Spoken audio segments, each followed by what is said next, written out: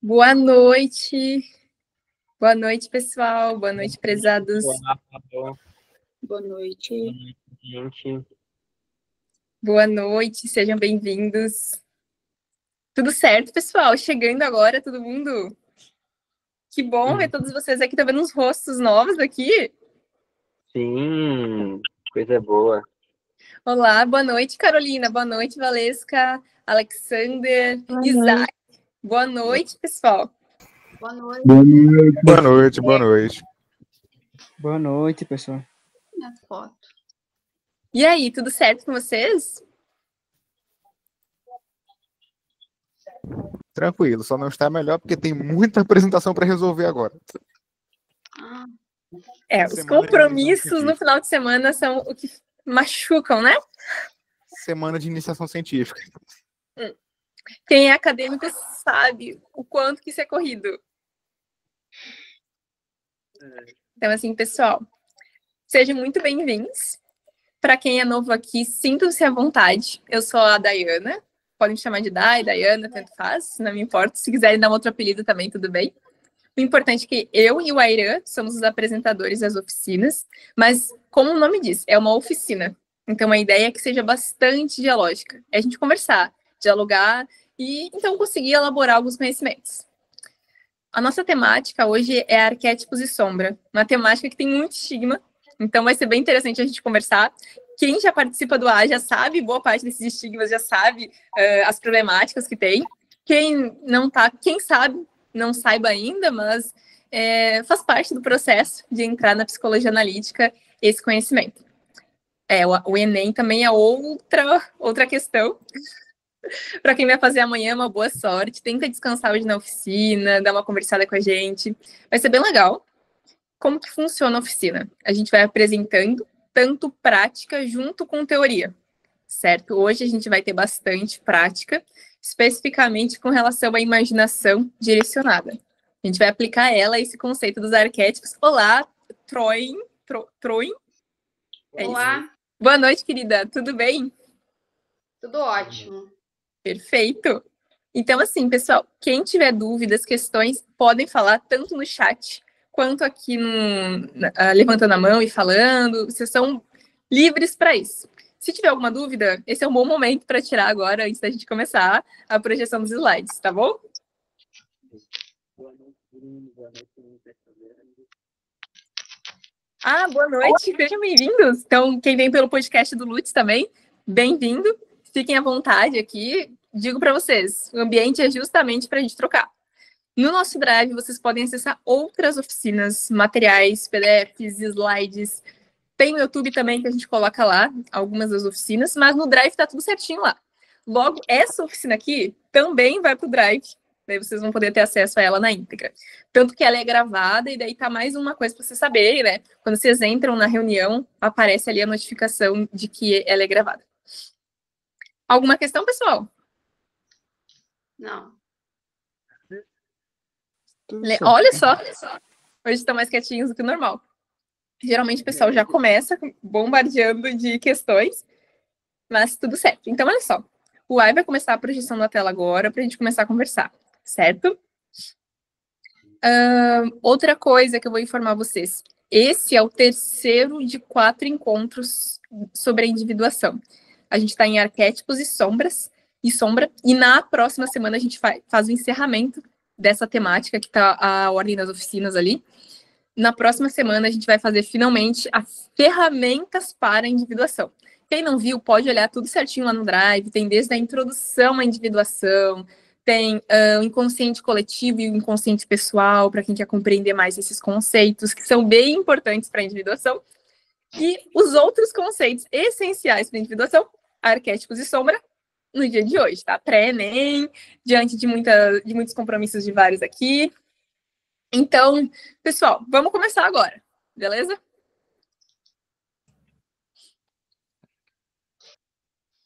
Beleza. Pode passar, Naizinho. Olha só, para quem é junguiano, para quem já é do AA, já sabe que a gente entende que o arquétipo é um modelo uma forma primordial de alguma coisa. Até quem me acompanha no podcast sabe, eu até falei sobre isso, da xícara. A gente sabe que existe um molde para algo. E esse molde pode ser preenchido de várias formas. É como um rabisco. Ou uma forma de um gato, de alguma coisa. Existem vários gatos, mas a gente sabe que existe uma imagem na nossa mente gravada. E não é nem uma imagem visual. É uma imagem propriamente relacionada ao conceito do que é um gato. Uma coisa pode parecer muito um gato e a gente identificar que não é, porque não corresponde àquele conceito. Por exemplo, se um gato, de repente, andar bípede, a gente vai se assustar e vai dizer que é uma aberração, que é uma alteração, que não é um gato normal, mas é uma alteração daquela imagem primordial, certo? Então, a questão agora que eu quero trazer para vocês, o gato da Coraline, para vocês, é a ativação de arquétipo. Antes da gente passar para o próximo slide, eu não permito que a galera do AA responda de imediato isso. Eu quero que a galera nova, se possível, responda, mas eu quero saber uma coisa. Como ativar arquétipo? Que ativação de arquétipo? Eu quero essa resposta já, aqui, agora. Então, assim, ó, no chat, aqui aqui, respondam, pessoal. Lembrando, os AAs já veteranos não podem responder. O que ativa arquétipo é a ponte pro selfie. Nossa, eu tive uma aula de psicologia junguiana essa semana e eu não me lembro, cara. Ótimo, você tá indo no caminho certo. Você tá indo no caminho certo. Começou no caminho certo. Mais alguém quer falar? Vamos lá. Exercitem. Pode falar, Alexander. Bom, na minha experiência pessoal, quando eu comecei a me conectar com o arquétipo, foi quando eu parei de buscar respostas externas, assim, sabe? E deixar o arquétipo conversar comigo, assim. E aí ele vai se desmembrando.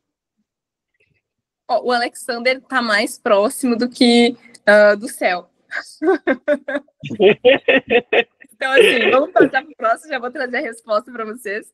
Pessoal, ativação de arquétipo, que a gente vê na internet, aquela coisa típica, como ativar o arquétipo da Cleópatra, da sereia, da formiga, sei lá, do macaco. Eu não sei, tem muitos arquétipos e as pessoas fazem uma receita lá para ativar. Pessoal, esse conceito não pertence à psicologia analítica. Ativação de arquétipo, dessa forma, não existe na psicologia analítica, porque o arquétipo ele é uma forma primordial que pertence ao inconsciente. Uma vez que está no campo da consciência, ele perde sua característica arquetípica, é o que o Jung fala.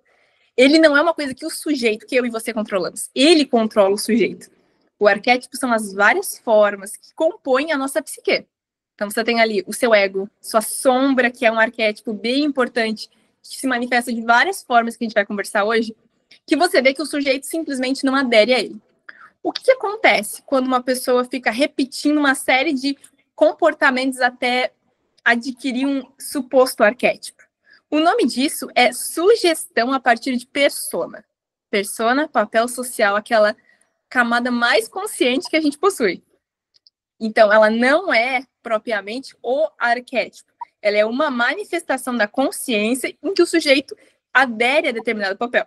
Tá? Então, assim, antes de tudo, claro, é muito interessante em outras práticas pensar sobre ativação de arquétipo, como que eles veem isso, mas para a psicologia analítica não é dessa maneira.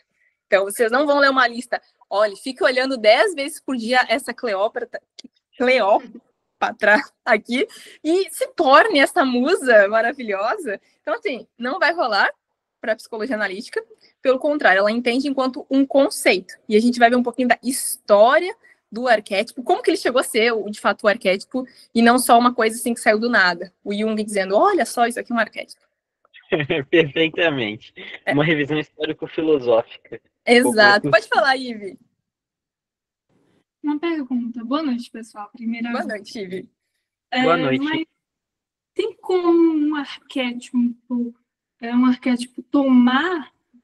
nos tomar, assim como um complexo nos toma, ou o arquétipo só se comunica com a gente a partir do complexo e simbologias, etc. Essa pergunta é muito interessante e bem complexa, porque todo complexo tem como centro um arquétipo. Um complexo, quando constelado, ele não pode se reverter, ele precisa chegar até o fim. É isso que o Jung fala. O que é um complexo constelado?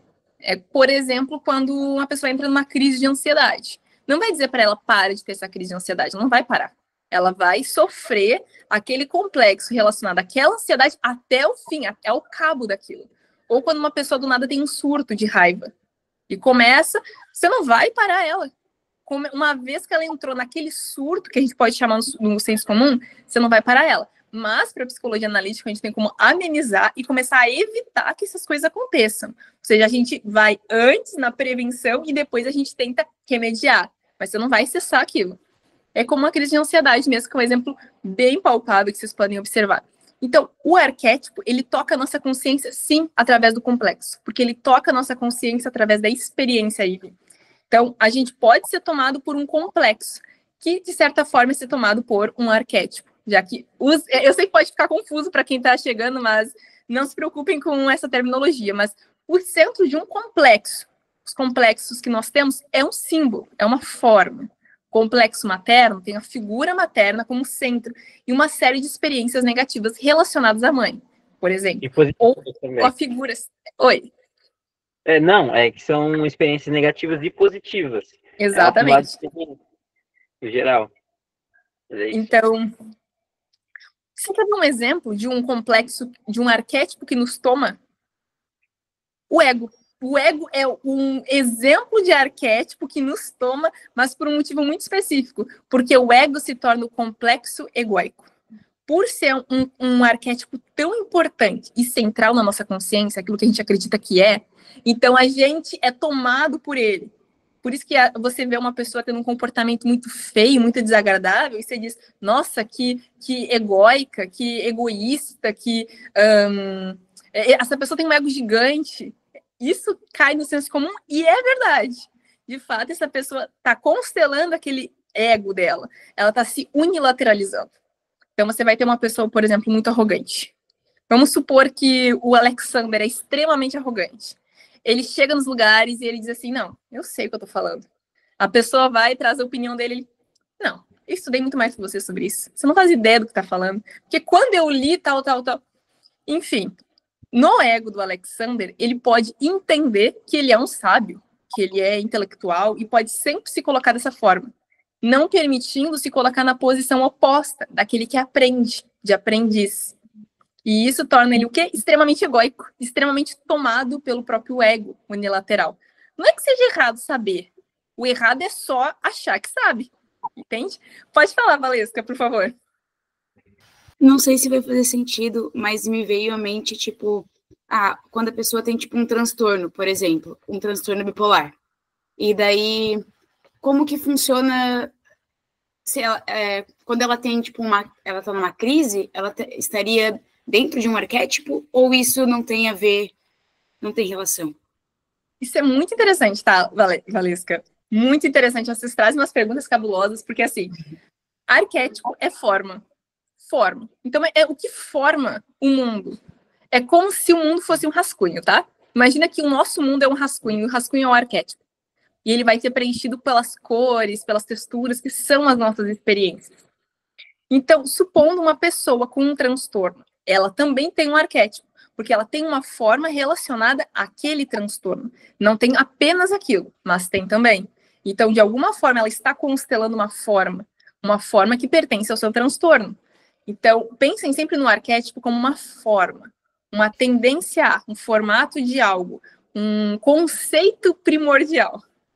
Mas isso vai ficar mais explicado com o passar dos slides. Então, se você não está entendendo agora, pode ficar tranquilo que isso vai ser explicado mais minuciosamente. Exatamente. Quem não está entendendo, não chore, não se desespere, vai dar tudo certo, logo vem a prática, vocês vão gostar, vai ser interessante, vocês vão conseguir compreender melhor.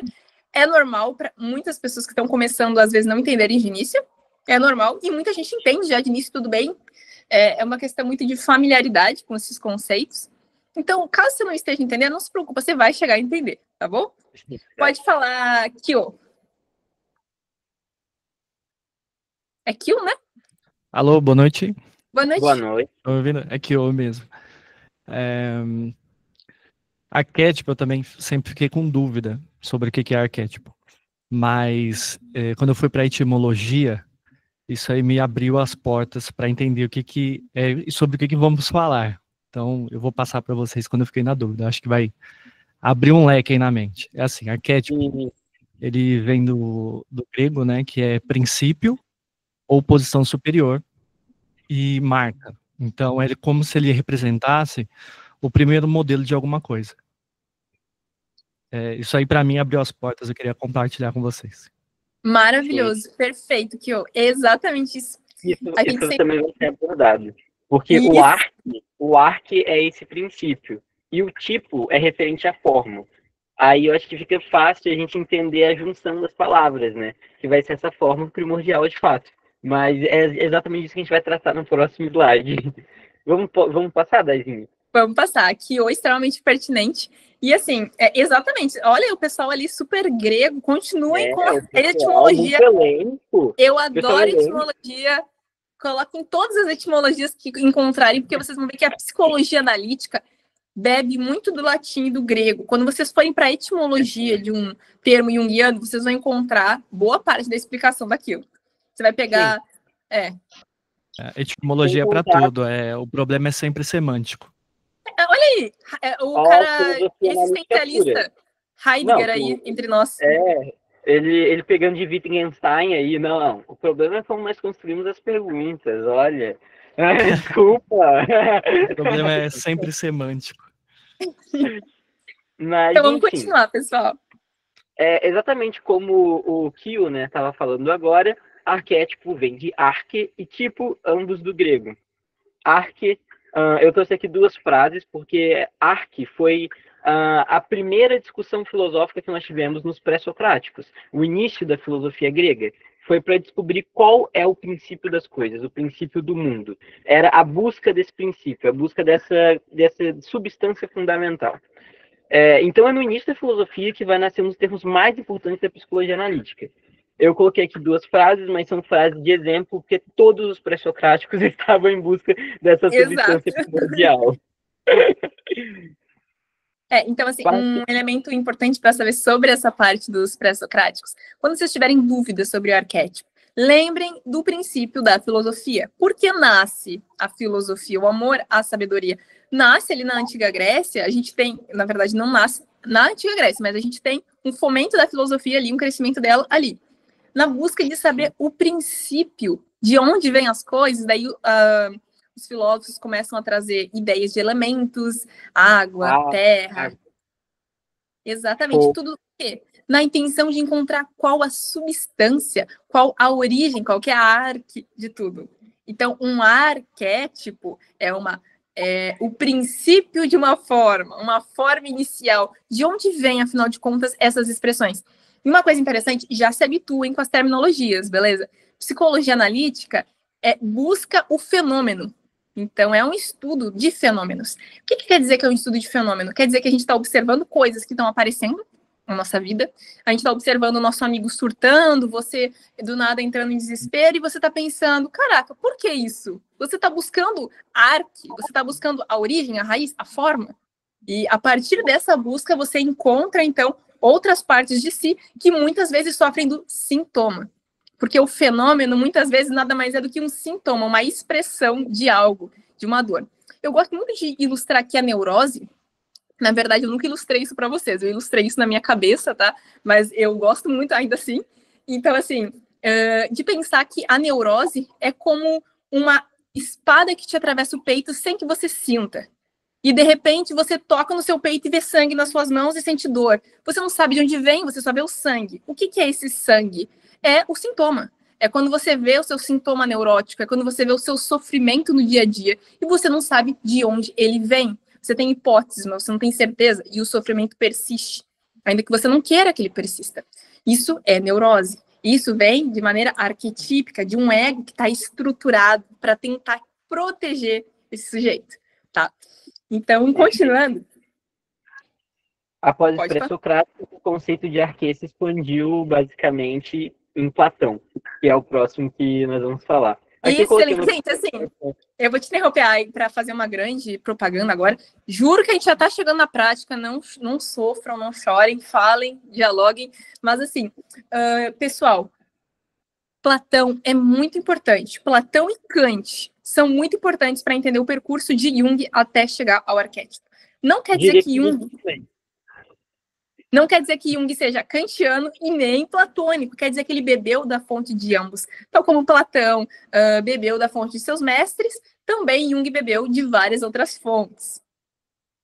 Sim, perfeitamente. E basicamente é isso. Platão vai pegar o conceito de arque e vai finalmente colocar o tipo. Aqui já em Platão, ainda na Grécia Antiga, no período socrático, nós vamos ter o arquétipo sendo realmente fundamentado como coisa, como objeto a ser estudado. Para ele, os arquétipos são as 10 primordiais, as 10 perfeitas. Na concepção de Platão, os arquétipos eram perfeitos primordialmente, eles carregavam a perfeição. Entretanto, agora em Descartes e Kant, as coisas vão começar a mudar. Porque é em Descartes e Kant que a parte de forma, se há que foi que surgiu primeiro, forma é o que vai mudar mais. Forma vai começar a ganhar, como que eu posso dizer, uma complexidade maior. A Dayana fala muitas vezes, eu também, que o conceito de arquétipo é a priori kantiano. Quando a gente fala isso, a gente está falando que isso é um conhecimento inato e herdado. Vamos lá. Tá, vamos para um exemplo. Tá? Um exemplo que até utilizei hoje numa prática com um grupo terapêutico.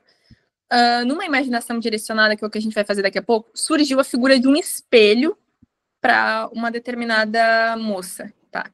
Então, assim, esse espelho, o que é um espelho? É uma figura arquetípica, é um arquétipo. Por quê? O espelho é um arquétipo? Não. A ideia de refletir a própria imagem é um arquétipo. E a gente nomeia como espelho, por exemplo. Mas você vê vários mitos, vários contos de fadas contendo o quê? A figura do espelho, Narciso olhando o seu reflexo. Não é o espelho literal, mas é o conceito de reflexo de si mesmo. Isso é uma coisa que vocês vão perceber em muitas histórias ao decorrer de toda a humanidade, independente das culturas. O que isso quer dizer? Que existe um conceito universal, que se replica, que se repete e que nos atravessa também. Quer dizer que o espelho tem um significado para a gente e que no nosso imaginário ele vai ser afetado por esse símbolo. Por que a gente está viajando nesses símbolos? A gente quer transcender? Não, gente, calma, a gente não quer transcender. Até pode querer, tá? Mas a ideia não é transcendência. Jung também era empírico. A gente quer encontrar o fenômeno e buscar, através do símbolo, uma resolução, uma expansão desse símbolo. A gente vai fazer isso daqui a pouquinho. A gente vai pegar uma imaginação direcionada e a gente vai expandir o arquétipo dali, ou a imagem arquetípica, que a gente vai explicar para vocês.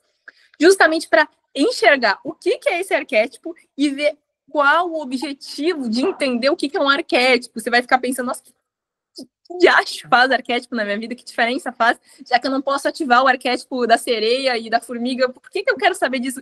Calma, é importante, são formas... Vai ser interessante, tá? Aizinho, antes de tu continuar, eu vou deixar o Bru falar, que tem ali, tá levantando a mão, tá? Claro. Boa noite, Bru, pode falar. Olá, Bru. Alô, estão me escutando? Perfeitamente. Então, como foi falado ali do Platão, eu queria saber, tipo, se o arquétipo igual para Platão, ele é presente, tipo, no mundo das ideias ou é no mundo físico? No metafísico ou no físico real? Para. Isso vai ser respondido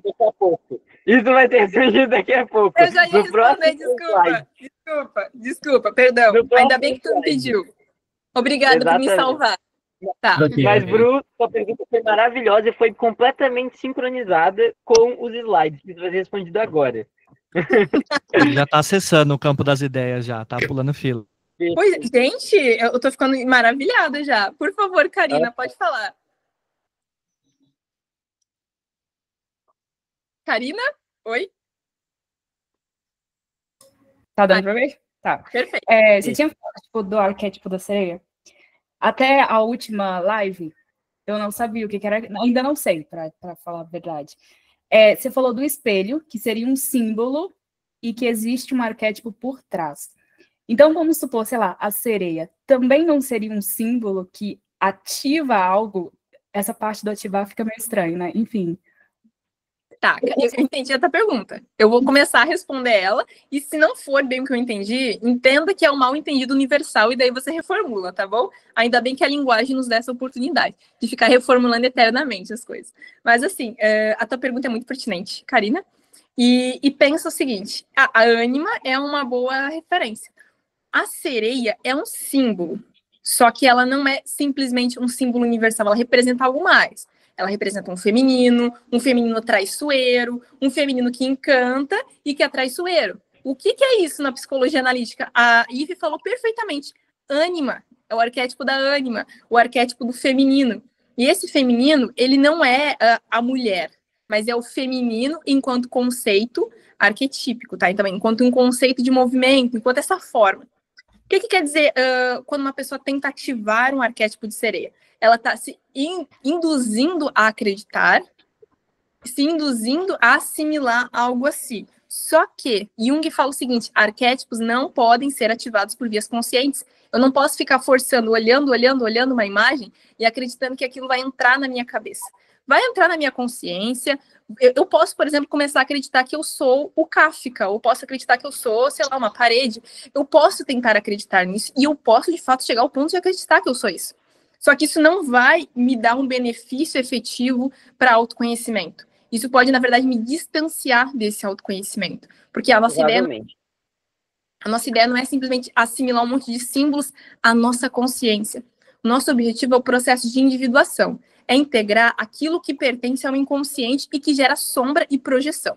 Essa projeção é quando você tem uma característica em si que é rejeitada, e tão rejeitada que você projeta no outro. Então, eu gosto de dar um exemplo, por exemplo, de uma pessoa muito rígida, tá? Uma pessoa extremamente rígida, que na infância, talvez, tenha sido muito cobrada e exigida de ser uma pessoa mais centrada. O que aconteceu? Na sua diferenciação, no seu processo de se diferenciar, foi necessário para ela negar a sua parte mais desorganizada, a sua parte mais livre, mais espontânea, em favor daquela característica que precisava se sobrepor. O que acontece com essa outra característica? Se torna sombra, se torna problema, se torna dificuldade. Daí ela vê uma pessoa mais desleixada e ela pensa, que absurdo! E às vezes insulta, desgosta, projeta no outro aquilo que ela mesma em si não conseguiu assimilar. Em si não teve a possibilidade de ser.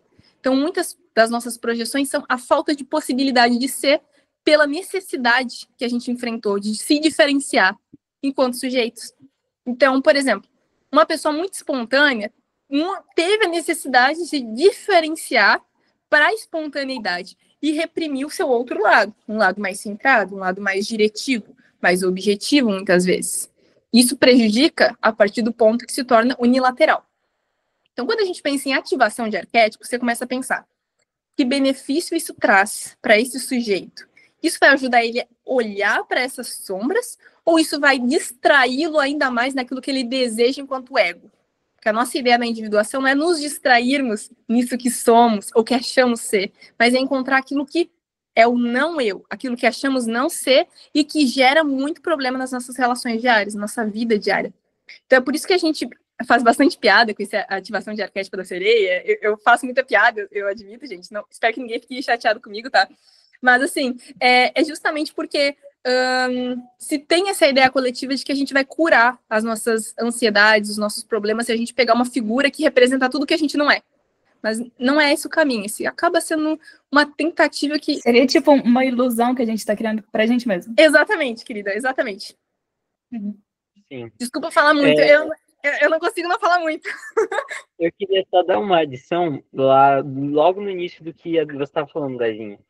Que assim, Karina, é muito importante entender também que a sereia, ela seria, nesse caso, uma imagem arquetípica. Ou seja, e quando nós temos o arquétipo sendo, de fato, essa origem... Nossa, a gente explicando tudo antes da hora, mas enfim. Quando o arquétipo seria, de fato, essa origem, essa forma primordial que a gente pode ver na ânima, a sereia não seria um arquétipo. Mesmo que, por exemplo, o nome não fosse ânimo. O nome fosse arquétipo da sereia. Vamos supor, aqui, uma suposição. A sereia ainda assim não seria o arquétipo. A sereia seria somente uma imagem daquele arquétipo. E uma imagem que tem várias variações, tem vários tipos de sereia. Porém, o arquétipo é anterior. O arquétipo é essa coisa que nós conseguimos encaixar muitas outras imagens, né? E agora, para responder a pergunta do Bru, aproveitando que já passei de slide tem um tempo, na verdade, para responder a pergunta dele. O Bru perguntou que se esses arquétipos estão na nossa mente ou se eles estão de fato no mundo real, como é em Platão. Vamos lá. Jung, quando começou a escrever, quando começou não, mas o Jung, quando estava escrevendo a sua obra, ele estava em um tempo de muitas críticas à metafísica vigente, né? A metafísica que tinha sido levada até aquele período. E um dos principais críticos da metafísica foi Nietzsche, Friedrich Nietzsche. Enquanto nós estávamos antes, no slide anterior, vendo aqui Descartes e Kant, se a gente olha para Descartes vai falar que a verdade mais indebutável são as verdades matemáticas. É a razão, a nível metafísico, e ele vai criar todo um plano de justificação e um garante desse conhecimento, dessa verdade matemática indebutável, induvidável. Nietzsche vai vir e vai falar o quê? Que a invenção das leis dos números se deu com base no erro, predominantemente já nos primórdios, segundo o qual existem coisas iguais, mas realmente não há nada igual. Ou pelo menos existem coisas, mas não existe nenhuma coisa. O que ele está falando basicamente aqui é o quê? Não existe nada igual. Não existem formas no mundo real. A natureza, não existem formas na natureza. Não existem coisas na natureza que se repetem. Não existe o conceito de unidade. E é a partir dessas críticas, de todas as críticas já formuladas por Nietzsche e por vários outros filósofos que vão seguir posterior a ele, que Jung já vai fazer sua psicanálise e também sua filosofia. Então, quando nós vamos para o conceito de Jung, o arquétipo de Jung, olha a citação que eu trouxe da natureza da psique. O arquétipo é uma verdade psíquica que se manifesta através de símbolos, cujo conteúdo ultrapassa os limites da compreensão racional. Perfeito. Vocês perceberam o que Jung está falando aqui, pessoal? Jung está falando que os arquétipos, essas ideias não ficam igual era em Platão, flutuando no mundo, e realmente existe o mundo das ideias, e é uma coisa metafísica distante. Não. O arquétipo é uma verdade psíquica. O arquétipo é real, e ele está no nosso inconsciente coletivo, que daqui a pouco também vai ser explicado. Perfeito. Aí falou muito bem, e é exatamente isso, pessoal. Psicologia analítica não é só metafísica. Pode parecer, mas não é. Por isso que a gente sempre traz a prática, para vocês observarem que todo conceito louquinho que pode parecer, mais abstrato que pode parecer, ele vem seguido por prática. Por que a prática? Para mostrar como isso age na maneira fenomenológica. A gente quer ver o fenômeno na prática, a questão se desenrolando na prática. Então, agora, antes da gente passar, a gente vai fazer uma parte dessa prática, beleza? Então, antes da gente fazer a prática, eu acho que eu tenho mais pessoas com a mão levantada, então deixa eu ver. Marcelo, por favor, pode falar.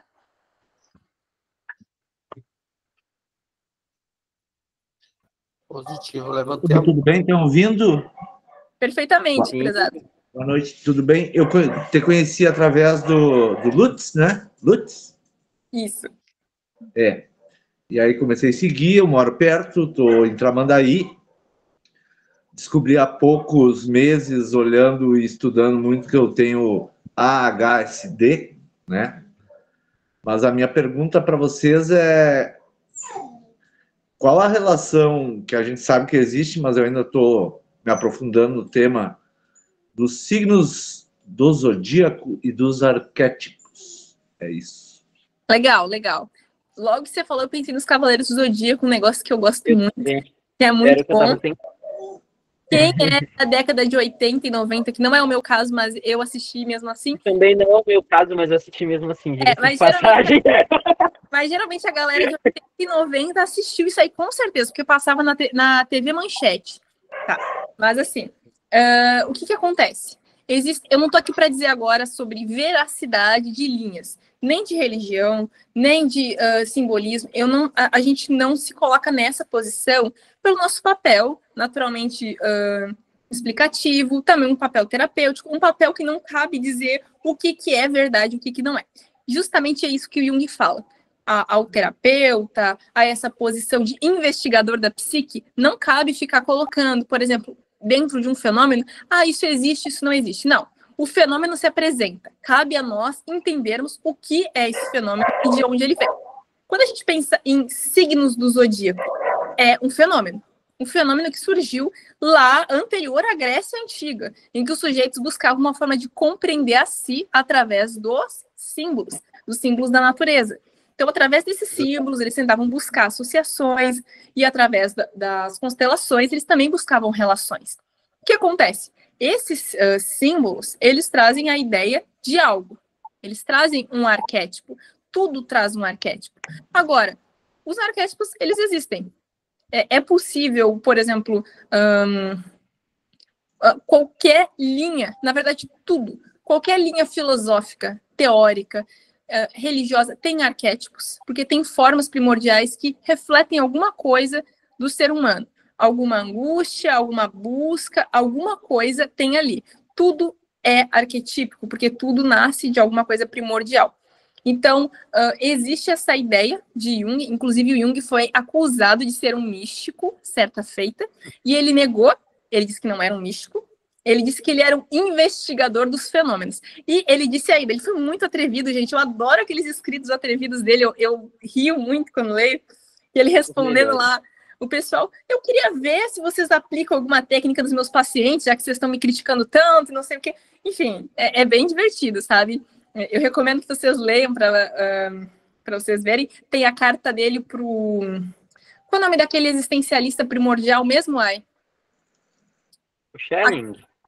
Não, aquele que criticou ele, chamou ele de individualista, de maneira equivocada. Esqueci o fugiu. Nossa, o Schreber. É o Schreber? Não sei. Não é. Não é o Kierkegaard. É um outro sujeito que influenciou Heidegger e vários outros, que acabou cometendo um equívoco, acusando Jung de ser um metafísico. Individualista também. O que acontece? O Jung fala o seguinte, tem fenômenos religiosos, eu vou estudar. Tem fenômenos científicos, eu vou estudar. O Bilber. Hã? O Augusto ajudou a gente, é o Bilber. O Bilber, isso aí, Martin Bilber, gente. Leiam a carta de Jung, a resposta dele, em escritos diversos do Jung, tá lá a carta Martin Bilber, tá? Vocês vão adorar ler isso, é muito interessante, porque Jung explica bastante como que é a sua fenomenologia, é bem legal, e assim, ele fala justamente isso, se existem fenômenos, eu vou estudar, não importa qual fenômeno seja, ele não fazia discriminação de qual era o fenômeno. Apareceu enquanto fenômeno religioso, eu quero entender de onde saiu, como saiu. Independente de qual for a religião, de qual for o mito, não importa. Inclusive, isso é uma postura muito clássica de nós como psicanalistas, não como psicanalistas, mas pessoas que estudam psicanálise, no geral. Nasce na psicanálise esse desejo de estudar os fenômenos, independentemente de olhar se eles são verdade ou não. Porque, acima de tudo, eles são uma verdade no mundo psíquico. Em Futuro de uma Ilusão, Freud, apesar de nós não sermos freudianos, ele já fala muito sobre isso, quando vai falar sobre a questão de Deus e etc, né, que ele fala muito sobre questão religiosa nesse livro. Ele vai deixar bem claro, olha, não importa que se é real, se não é real, mas eu estou estudando isso como fenômeno, e como fenômeno eu tenho tal percepção do assunto. Essa é a nossa postura. Exatamente. E Jung, no Escritos Diversos, se não me engano, é o capítulo 6 ou 8, eu não consigo me lembrar, pesquisem depois. Ele fala justamente isso. Não cabe a mim, enquanto estudante da psique, investigador, determinar se algo é verdade ou se não é. Cabe a mim a posição de investigá-los. Investigá-los enquanto fenômenos que afetam a psique. Porque, sobretudo, Jung era médico, psiquiatra e um investigador da psique. Então, vocês vão encontrar mais de 100 livros de Jung falando sobre os diversos assuntos que vocês podem imaginar. Religiões, mitos, contos de fada, tudo que vocês podem imaginar esse velho falou. Então, assim, chega a ser bem impressionante mesmo. Isso responde essa pergunta, Marcelo? Responde sim. Eu queria também parabenizar todas as 80 pessoas que estão aqui conosco, porque hoje é sábado à noite, a maioria está ligado em coisas materiais e nós aqui cuidando do espírito. Um beijo no coração de todos. Obrigado. Obrigada, querido. Todos agradecem. Eu agradeço por todos, mesmo os que não ficaram agradecidos. Eu agradeci por vocês. Matheus, por favor, pode falar. Que agradece, meu Deus. Boa noite. Boa noite, querido. Eu tenho uma dúvida em relação a arquétipos e a sua relação com a causalidade. Por exemplo, eu posso passar atrás de uma escada ou, por exemplo, acontecer alguma coisa ruim comigo numa sexta-feira 13 e eu atrelar esse tipo de coisa como se fosse um símbolo ruim, algo que me dê azar. Mas, ao mesmo tempo, pode acontecer alguma coisa ruim comigo e eu estiver usando uma blusa azul, por exemplo. E eu não vou atrelar esse tipo de coisa a um arquétipo ou um símbolo ruim, entendeu? Isso é muito importante, meu caro, porque isso que você descreveu... Gente, tá dando eco? Eco. Então, assim, obrigada. Sim, vai estar... Isso que você descreveu não é arquétipo, mas sim um fenômeno. Porque o arquétipo, ele não é um símbolo apenas, ele é uma forma. Então, por exemplo, o arquétipo, ele não é eu associar uma situação com outra, eu associar a minha desgraça com uma roupa, com uma outra circunstância. Isso aí pode ser explicado por meio de outros fenômenos, alguns podem chamar de sincronicidade, mas eu não diria que é bem sincronicidade isso também, porque a sincronicidade ela é muito mais hegeliana. Então, ela parte muito mais de uma ideia de Hegel, da ideia de que o sujeito só se mostra completo ao final da completude de sua existência, na sua morte. Então, tem uma sequência de fatos que caminham até aquele momento. Isso é muito mais hegeliano do que qualquer outra coisa. Com relação a essa questão, isso não é um arquétipo. O arquétipo, ele é uma forma primordial da psique. Então, esse sujeito supersticioso, por exemplo, isso sim é um arquétipo. O fato dele querer atribuir a uma outra causa a sua desgraça, por exemplo, ou o fenômeno que lhe ocorreu, pode ser um indicativo do quê? De uma tendência a algo. E essa tendência a algo vem de onde? De uma forma primordial. Essa forma pode pertencer ao ego, pode pertencer a um complexo, pode pertencer a muitas outras coisas. Então, isso aí não é propriamente um arquétipo. O arquétipo é essa forma. Por exemplo, o ego é um arquétipo, a sombra é um arquétipo, os símbolos gerais que apresentam arquétipos, que nem eu falei, o espelho, a imagem refletida, o pai, a mãe, o tramposo, aquela criatura tramposa, o mentiroso, são tendências, formas a alguma coisa. Eu acho que isso esclarece de algum modo? Esclareceu sim. Muito obrigado. Daí, deixa eu ver se eu entendi, então. O arquétipo não é o objeto em si, é a forma que o sujeito se movimenta pelo objeto. Não só. Não só. Começou bem e no final deu uma coisadinha, assim. Mas, assim, a gente tem que... Pode falar. O arquétipo é que nem o rascunho da vida, é o rascunho das coisas. Então, ele é uma forma, de fato, que vai ser preenchida. E a partir dessa forma, que está contida na psique das pessoas, elas vão se movimentar, elas vão agir, elas vão pensar, enfim. Então, a vontade está permeando essas formas. Mas é porque eu acho que a função do Bruno está nascendo muito do lugar de, arquétipos estarem no mundo material, da natureza material. Os arquétipos estão na nossa psique. E nós identificamos o mundo através da nossa psique. Nós vemos o mundo pela nossa cabeça. A gente não consegue se desvencilhar da cabeça humana, né? Como diria Nietzsche. Eu acho interessante, porque um cachorro, gente, ele pode ver esse livro aqui, ele pode devorar esse livro igual ele devora uma madeira. E para ele, o que vai importar é a textura que vai gerar nos dentes dele. Ele não está preocupado. Isso aqui é um livro. Ele não sabe que isso é um livro. Para ele, vai mastigar de qualquer modo. Porque, assim, ele não sabe a forma. O que é essa forma? É esse a priori, é esse molde que gera a identificação a partir da nossa mente de que isso é um livro. Nós, humanos, temos esse potencial arquetípico de identificar esses símbolos. Então, a gente não é só, por exemplo, instintivo. Eu não estou só comendo e dormindo e reproduzindo, por exemplo, como seria a ordem animal. Não. E morrendo também, né? É importante citar essa parte. Não, a gente não está somente nisso. A gente está apreendendo um mundo. A gente está se relacionando com pessoas, dando significado a relações, gostando de uns, desgostando de outros.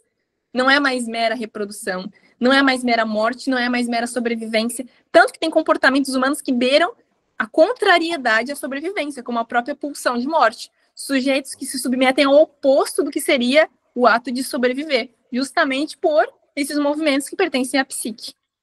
Exato. Então a gente tem que pensar sempre arquétipo como subterfúgio da razão. O arquétipo nasce dessa razão, não da razão, não da racionalidade, da razão, são coisas diferentes. Ou seja, não é algo que nós pensamos conscientemente, mas vem de um subterfúgio de uma razão interior, de uma coisa anterior a gente, a priori. Uma coisa que está além de nós, de certa forma, mas que nos compõe também. Os arquétipos estão nesse local. E eles não são mundo metafísico, exterior, não. Está na gente. Entenderam? E não está no mundo material também. E a gente vai fazer uma prática agora. Antes das perguntas, das questões, comentários, a gente vai fazer uma prática, tá, pessoal? Só para a gente não perder a linha. E depois a gente torna as perguntas e aos comentários. Consegue me ouvir? Sim, prezado. Tipo, porque eu levantei a mão umas 2 vezes, eu não sei se está com algum problema a minha conexão, para vocês verem a minha mão levantada. Eu sempre falo pro pessoal que eu peço desculpas porque eu me perco com as mãozinhas, que aparecem aqui na minha tela e elas não aparecem em ordem. Mas... Ele também, eu estou percebendo que na reunião tem bastante gente, parabéns. Muito bem. Então, assim, tenha um pouquinho de paciência caso a gente não veja na hora a mãozinha. Não, tranquilo, que poderia ser o meu sistema que tivesse com problema. Mas tá ok. Sim, tá. Eu conheci a Dayana através dos grupos que eu faço parte, de outros grupos, no WhatsApp, reuniões, etc. E você é muito bem vista, viu? Muito obrigada. Sim, você é muito bem celebrada, né? O pessoal te celebra muito bem. Aí eu disse, agora eu vou seguir, vou saber se verdadeiramente é. E tá, estou gostando, sim, é top, sim, já acompanhei já outras reuniões, né, não iniciei o ciclo, não estive desde o início, eu acho que eu assisti as outras gravações, essa é a primeira, enfim, parabéns. Muito obrigada. E só um adendo, antes da gente fazer a prática, sempre lembrem que essas reuniões, elas não acontecem só por minha causa. Tem o Airan do meu lado, graças a ele ao meu lado, trazendo a reunião, o Augusto, o André e o Horus também, que auxiliam muito na produção junto com a gente, nos conteúdos e etc. Então, ficamos muito agradecidos e o mais importante para a gente é que seja proveitoso. Então, pessoal... Tranquilo. Então, você falou que o arquétipo é um vazio a ser constituído, preenchido, é isso? Eu entendi mais ou menos isso. Exatamente, é uma forma vazia.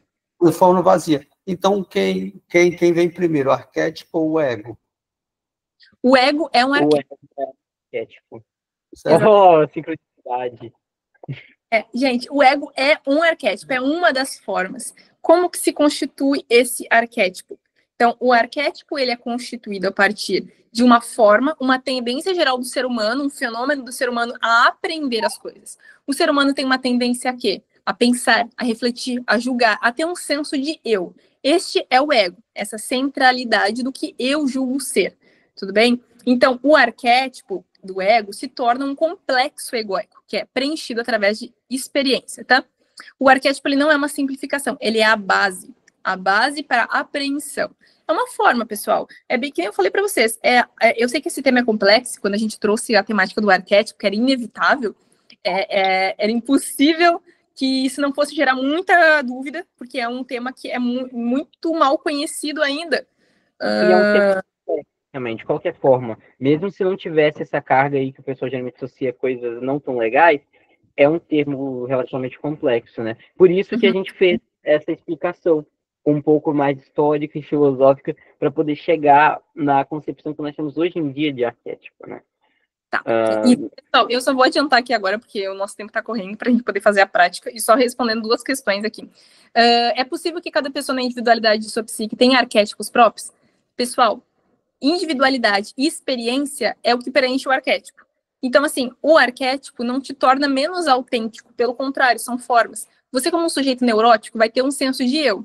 O fato de você ter um senso de eu já é um arquétipo. Só que esse senso de eu vai ser preenchido pelas suas experiências, te tornando um ser autêntico. Porém, como um ser neurótico que é, e não um ser psicótico, como a gente talvez imagine, você não vai ter uma psique desorganizada e desordenada de maneira a se movimentar de uma maneira que não tenha nenhuma linha. Um psicótico, um surto psicótico que não é todo o tempo psicótico, ele não tem essa linha, ele não tem essa tendência a, porque o inconsciente está sempre invadindo a consciência dele de maneira que vem os sintomas, as alucinações, enfim, vem uma série de manifestações da sua condição. Então você pensa que o neurótico tem uma tendência a agir de determinada forma, não é puramente comportamental, mas é uma forma de aprender as coisas. Você vai conhecer pessoas, por exemplo, que são muito mais poéticas, mais líricas, mais tendenciosas a certas coisas. O que tem nisso? Existe um certo ego que se identifica com esse objeto. Um ego que se identificou com outras coisas que estão fora. Um ego que se identificou com a poesia. Um ego que se identificou com algum elemento que ele acha pertinente por si mesmo. Tá? Então, uma coisa seria o estudo da causa para evitar o mal em si mesmo, seria passar pelo mal, virar uma experiência de vida relatada por... Nossa, muitas perguntas aqui no chat. Não entendi muito a pergunta. Mas assim... Tem uma do Renan sobre ele aqui que eu queria responder rapidamente. Se o arquétipo é uma simplificação. Olha, o arquétipo não é simplificação. Ele é o que torna os seres humanos capazes de interpretar a realidade e de identificar objetos, de identificar as coisas.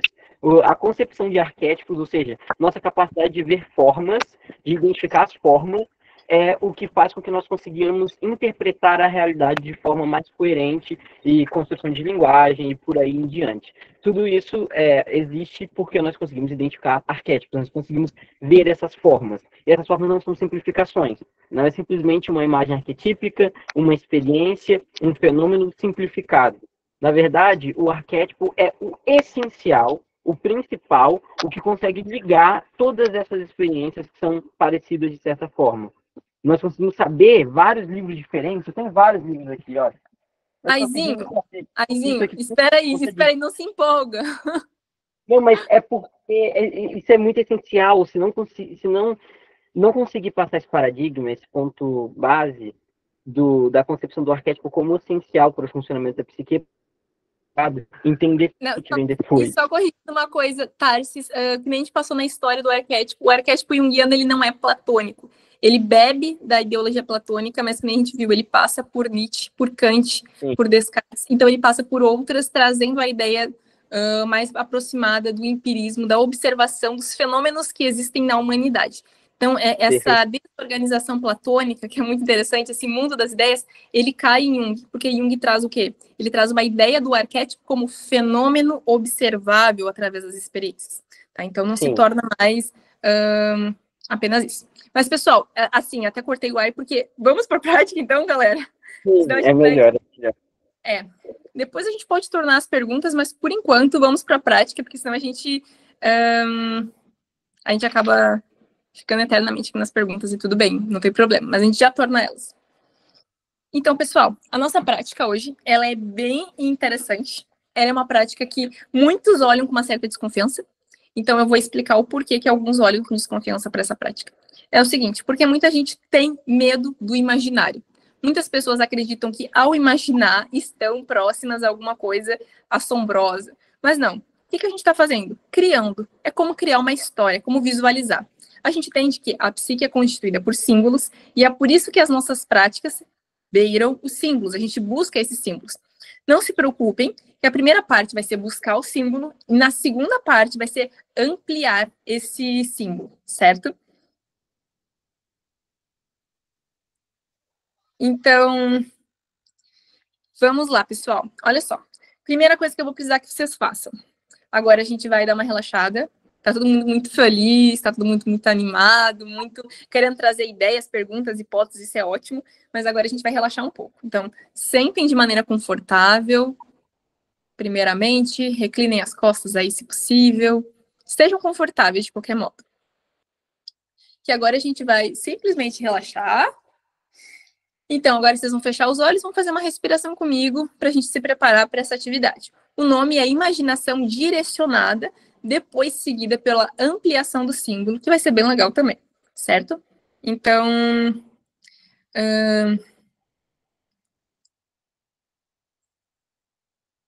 vamos lá. Então, inspira, pessoal, vamos lá, com os olhos fechados, relaxando.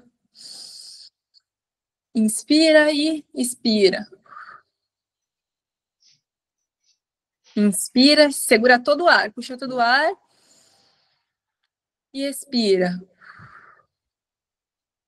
Relaxa o corpo, atenção, bota os ombros para trás, relaxa um pouco, vai, passa os ombros para trás. Se quiser, levanta os braços, espreguiça, fica tranquilo, tá? E fica relaxado. Então, agora vocês vão manter os olhos fechados e vocês vão simplesmente imaginar. Deixem a mente de vocês livre para a imaginação. Foquem na imaginação, que ela vai ser bem importante para a próxima parte. Então, assim, agora vocês vão sentir os pés de vocês tocando em algum lugar. Vocês vão olhar para o chão e ver onde vocês estão pisando. Sintam a textura, sintam ela subir pela perna de vocês.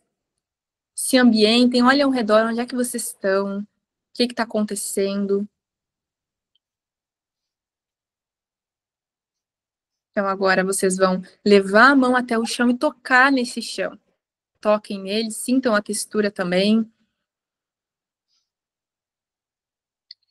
Quando vocês se inclinam, vocês encontram um objeto. É uma caixa. Uma caixa, um baú fechado. Vocês não podem abrir ele ainda, mas ele está na mão de vocês já. Observem o aspecto desse baú. Suas características, o que ele tem. Mas eu já vou contar para vocês uma coisa. Dentro dele tem algo assustador. Tem uma coisa que gera medo, pavor, ansiedade. É uma coisa que vocês definitivamente não gostariam de ver. Uma coisa que não lhes agrada. É bem pelo contrário. Quando vocês olham para a mão direita, tem uma chave. Mas não é hora ainda de abrir essa caixa. Vocês precisam pensar. Será que vocês querem abrir essa caixa? Mas agora chegou a hora de abrir. Então, vocês vão abrir a caixa e ver o que tem dentro dela. Fixem a imagem que tem ali dentro. Olhem bem, prestem atenção nela.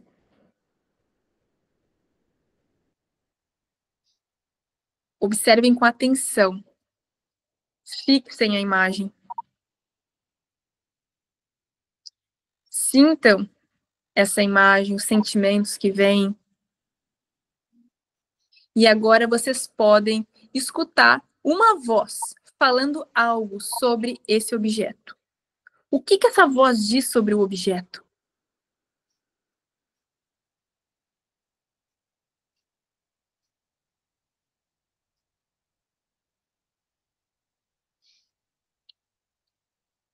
Vocês podem responder agora.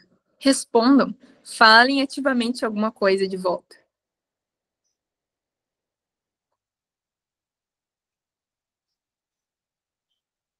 Essa caixa vai se distanciando de vocês. E pronto, pessoal, voltem para cá. Podem vir para cá, pessoal. Abrir os olhos, ficar tranquilos. Então, assim, vamos explicar para vocês. Essa é uma tarefa imaginativa. Muitas pessoas trazem muitas coisas e muitas trazem muitas perguntas quando fazem esse tipo de prática. Sobretudo, o que a gente está fazendo? A imaginação direcionada é quando a gente brinca com os símbolos que estão na mente. Lembrando, vocês não estão tirando coisas do além. Vocês estão dentro da própria cabeça de vocês. Vocês estão explorando as coisas que ficam esquecidas dentro da própria cabeça, que são negligenciadas. E esse é um exercício para conseguir observar e se aproximar de coisas que a gente não tem noção, das projeções. Então, assim, o que a gente vai fazer agora? A gente vai ver qual era a imagem que estava na caixa e a gente vai conversar sobre ela. A gente vai expandir essa imagem. A gente vai pegar um como exemplo aqui. Então, o primeiro que botar o nome no chat agora, a gente usa como exemplo. Ah, não, deixa eu ver quem foi. Arcos. Ih, agora foi o Arcos ou o Isaías? Fiquei na dúvida. Tá, coitado, Marcos, desculpa, você escreveu Arcos e o Isaías colocou certo. Então eu vou ser justa porque ele botou o nome dele realmente, tá? Então eu vou ter que ser justa pela minha proposta. Então, Isaías, pode nos contar o que tinha na sua caixa? Estão me ouvindo? Perfeitamente. Na minha caixa tinha uma margarida negra. a margarida com rosto, sabe? Aqueles desenhos infantis em que as flores têm rosto. Uhum. Margarida com rosto, mas esse rosto ele era malicioso. Interessante. Olha só, pessoal. Então, vocês estão vendo esse pequeno fragmento que o Isaías trouxe? Ele trouxe um símbolo. O que a gente vai fazer? A gente vai observar se esse símbolo é um arquétipo ou uma imagem arquetípica. O primeiro passo é que todo mundo vai poder falar agora. A gente vai ajudar o Isaías no processo de ampliar essa imagem. Então, a gente vai ver quais mitos, contos, filmes, obras de arte, experiências ao redor têm uma imagem parecida com o que o Isaías viu. Uma flor, uma margarida preta maliciosa, ou uma margarida maliciosa, enfim, quais? Vocês podem abrir o microfone, podem falar, o Mario Bros é legal mesmo, é uma boa referência. Mulher gato. Então, assim, vocês percebem, o que a gente pode perceber de início? Constatações iniciais que a gente pode observar sobre essa imagem. Ambiguidade. Ela é naturalmente ambígua, porque a gente traz de um desenho animado, que teoricamente é inocente, ingênuo, e ele traz essa figura maliciosa e a cor preta, que se associa já a algo mais denso. Então, assim, Isaías, fala pra gente agora, Alice no País das Maravilhas, o que te veio na mente ao pensar nessa figura de início? Vem que se eu me aproximar, vou me machucar. Oi? Que vai doer se eu me aproximar. É isso que eu penso. Sabe com que parece bastante? Vocês querem ver uma associação arquetípica? Isso parece muito com ânima. A ânima, por exemplo, se associa muito com o caráter de beleza traiçoeira. Por isso que na mitologia a sereia, por exemplo, é uma beleza traiçoeira. Por isso que várias figuras de belezas femininas que são traiçoeiras, que são essas figuras que podem significar alguma coisa na jornada do Isaías. Uma dificuldade, quem sabe, um temor com relação ao feminino, à ânima. Mas fala mais sobre isso pra gente, Isaías. Se exponha, já que você se colocou como objeto de estudo aqui, pro pessoal do então vai lá. Fala pra gente sobre sua relação com a ânima, com o feminino e o que você aprende disso. Existe uma relação de pavor, medo, diante do feminino, da ânima?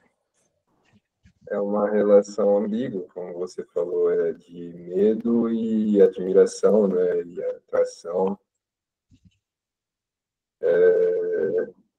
Por vezes eu me machuco e por vezes não. Por vezes eu me deixo entrar nesse mundo da anime quando eu entro com sutileza, quando eu consigo ir ao sabor do vento, eu posso não me machucar tanto. Compreensível, ótimo. Então, pessoal, vocês estão percebendo como que se faz uma ampliação arquetípica? A gente está simplificando aqui. Você pega a imagem e relaciona ela com vários outros símbolos afins, para a gente conseguir compreender que relação é arquetípica, qual é a origem disso. Então, a gente chegou a uma raiz bem arquetípica, a ânima aqui, ao feminino, a ambivalência. E daí o Isaías vai elaborando sobre. Você vai elaborando sobre o que é possível. Tá? Então, vamos tentar outro exemplo para facilitar para o pessoal? Próximo nome que botar. O Liam. Foi o Liam. Mas ele colocou Liam, não Van Liam. Tem que contar o nome do... Brincadeira, vai. Exemplo para vocês observarem como fazer isso, tá bom? Vai lá, Liam, conta pra gente que figura que você encontrou. Boa noite, meus amigos. Boa noite, querido. Então, o cenário mental que foi proposto para mim foi uma das primeiras casas que eu vivi na minha infância. E assim que eu abri a caixa, me veio uma fobia que eu tinha quando eu era criança, de ter medo de mariposas pretas. E a voz que me veio na mente era de uma pessoa antiga me falando na época que se passasse um pozinho que ela soltava nos olhos, me deixaria cego. Mas com a mentalidade de hoje em dia, observando aquilo ali que provavelmente estava enraizado no meu inconsciente, eu tive a curiosidade de realmente passar no meu olho, né? Só que aí você falou que a caixa foi embora e não deu tempo. Olha só que interessante. Ó, quando a gente está lidando com sombra, aparecem essas coisas extremamente interessantes de repelência e atração. Geralmente, a ambivalência é muito presente. Então, uma coisa que ele temia, muito enraizada, de repente ele quer passar nos olhos. Então, vocês percebem essa atração por algo proibido que surge no Liam? Então, Liam, agora o pessoal vai falar mais símbolos de mariposa aí, afins, mas penso eu que cabe mais. Ó, vocês percebem que quando vem carregada de um sentimento, cabe muito trazer o sentimento. Ele falou fobia. Então, a gente traz o quê? A ideia de fobia. Sim. Símbolos associados à fobia. Entende? Então, eu acho que a questão da mariposa é porque realmente na minha infância era uma fobia real, né? Era uma coisa que realmente aconteceu, tipo, eu realmente tinha esse medo. Mas hoje em dia, sendo adulto e sabendo que elas não deixam cego, né? Me veio a vontade de enfrentar a sombra, de entender o que ela significa e ressignificar aquilo, né? Entender que a mariposa, na realidade, é um símbolo belo, não era algo que deveria me causar medo. Muito interessante, pessoal. Então, vocês percebem, é muito legal quando vem esses símbolos da infância, porque a gente traz muito mais o sentimento dele. Então, a gente traz a ideia de que, por exemplo, não é só o símbolo da mariposa, não. É o símbolo da experiência individual. O que é isso, então? Uma imagem arquetípica. É uma imagem, um arquétipo que foi carregado de experiência. Não é mais só um símbolo de mariposa que ronda o imaginário humano, não. É uma criança que viu uma mariposa e estava com medo de ficar cega. É uma criança que vivenciou esse sofrimento e que agora, enquanto adulto, deseja colocar isso no olho, deseja colocar algo que assombra. Então, pensem em imagens, em contos, em fábulas, em filmes, em artes, de um sujeito ou de algo que se submete a perigo. Eu acredito que o medo de ficar cego, né, é o medo da última visão, que em outra análise pode ser visto como o medo da morte também, né? Então, você vê a borboleta, tem o medo de ficar cego, mas como você é uma criança, você vê aquilo e pensa, a borboleta, a visão dela vai ser a última visão que eu vou ter na vida, logo, a morte. Sim, muito interessante. O Batman. É muito legal que a primeira coisa que você falou, que Batman. na verdade, foi me lembrar de Hannibal, né? Porque Hannibal tem essa relação estética muito grande com a mariposa, e principalmente eu tinha pensado também na questão da morte. Isso é diretamente ligado a essa coisa que é bela, essa coisa que você tem curiosidade, você tem muito desejo, na verdade, de fazer, experienciar, e isso pode literalmente te matar. Né? Nada mais próximo a isso do que o canibalismo. Tá certo. Batman tem essa relação de ambiguidade, né, com o medo dele. É verdade. Então, por exemplo, cabe muito ao Liam refletir sobre, realmente, alguém colocou ali no chat, de fato é bem pertinente, a relação de obediência. Porque ele se coloca como uma figura rebelde. O Batman, por exemplo, também é uma figura rebelde. Então, você coloca ali uma rebeldia diante do fenômeno.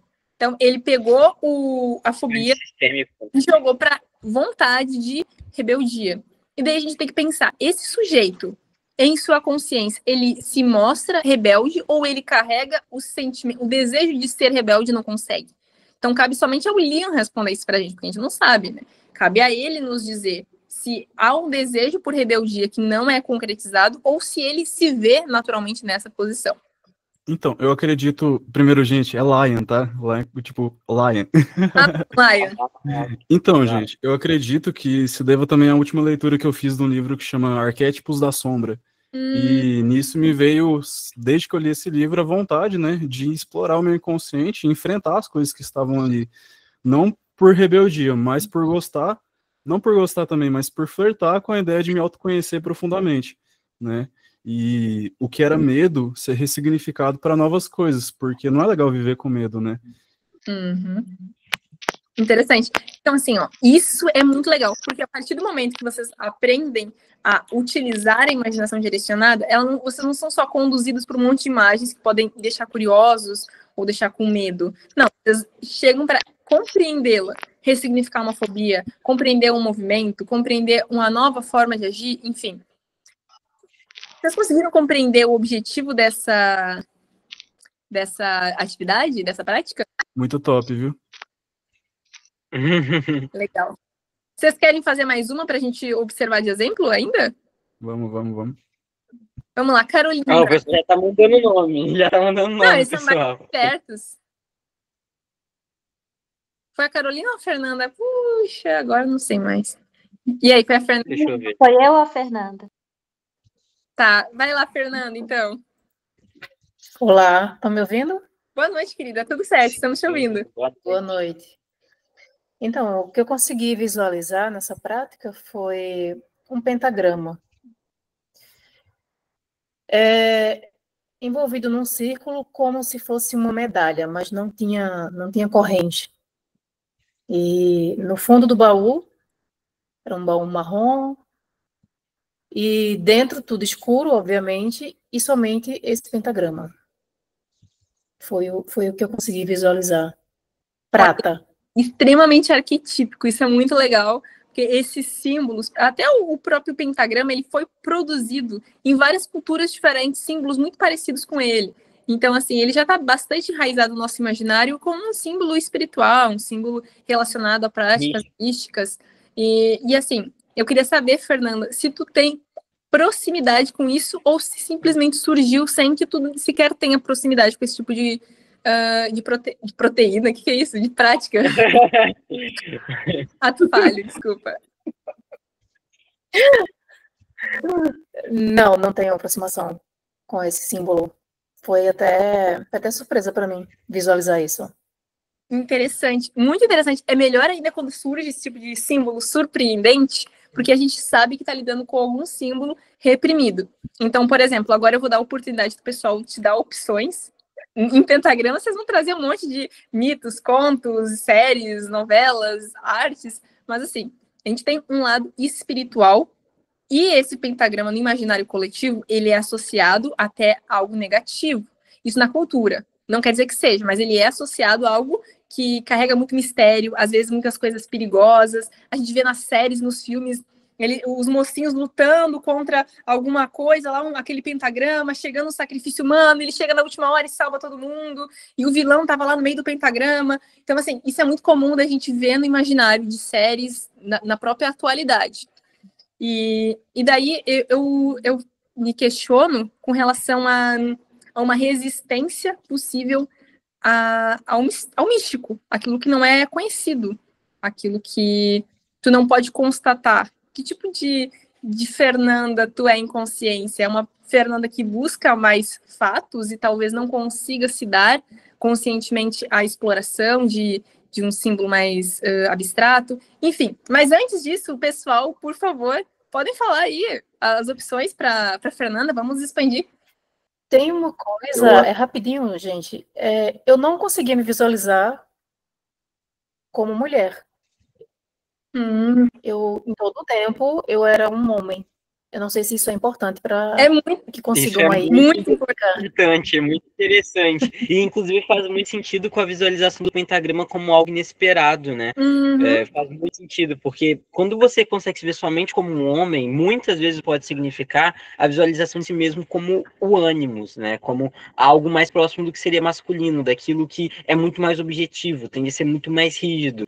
Quando você coloca o pentagrama como esse objeto desconhecido, esse objeto místico que carrega ambiguidade, pode significar coisas negativas e positivas, e é algo inesperado, é algo que surge, que é evocado de repente, é uma alusão muito grande desde uma ânima que está sendo muito reprimida por um ânimos que está acima, né? Que está de fato oprimindo essa ânima. É uma perspectiva.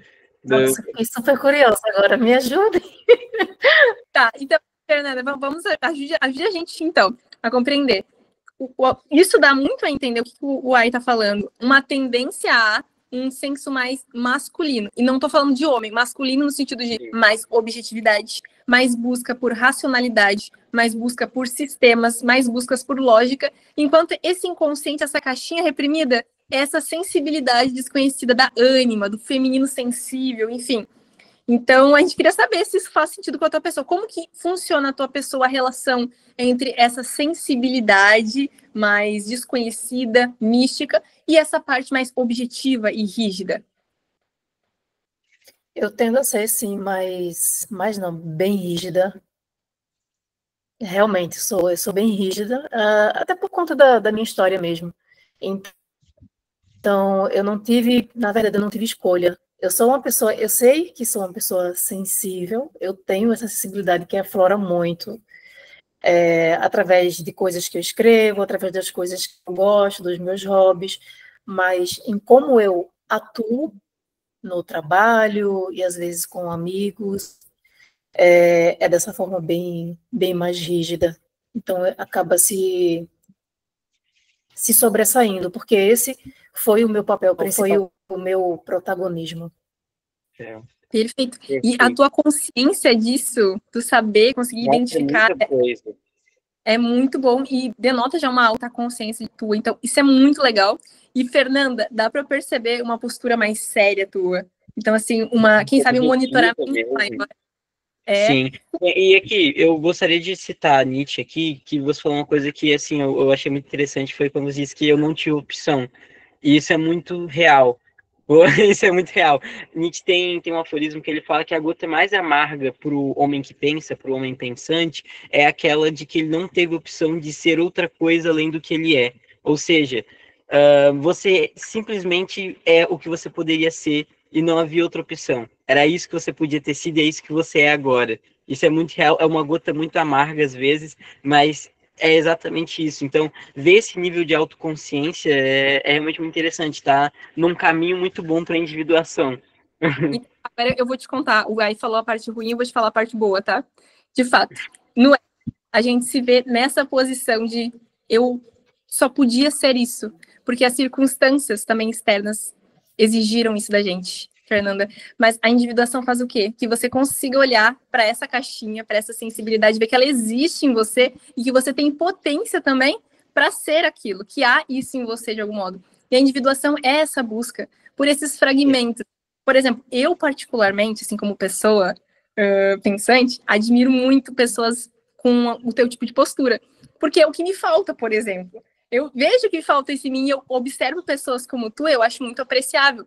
E talvez tu fique mais estressada com pessoas mais espontâneas ou não, ou aprecie também, porque isso faz parte da nossa sombra, essa observação com encanto ou com assombro, carisco.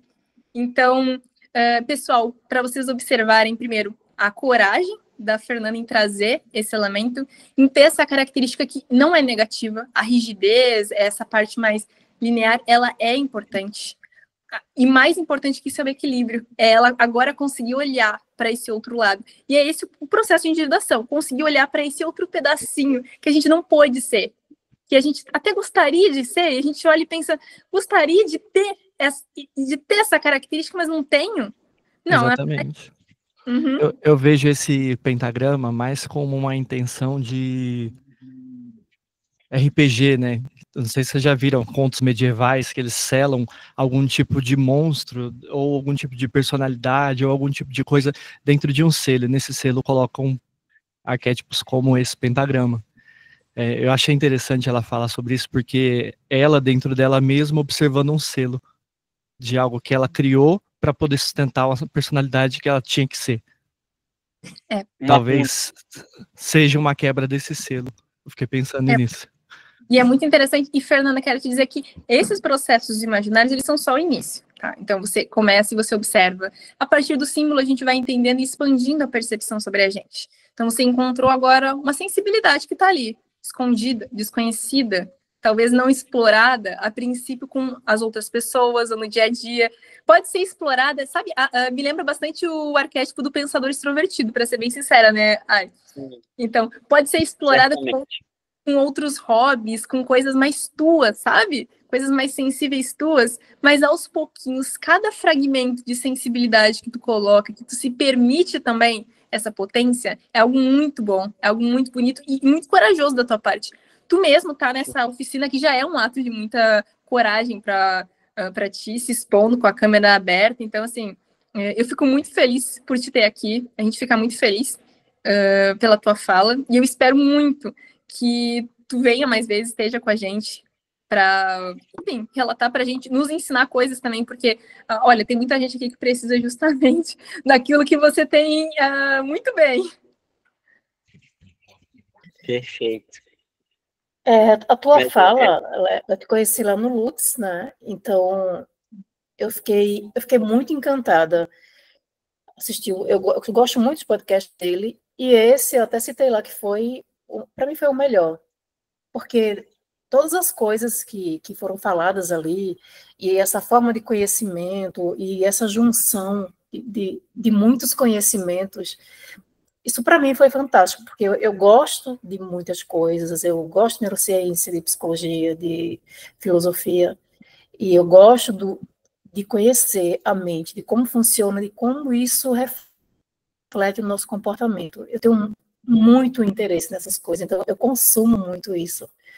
E por isso que eu participei do grupo, porque sabe quando você foi minha alma gêmea, eu posso dar esse...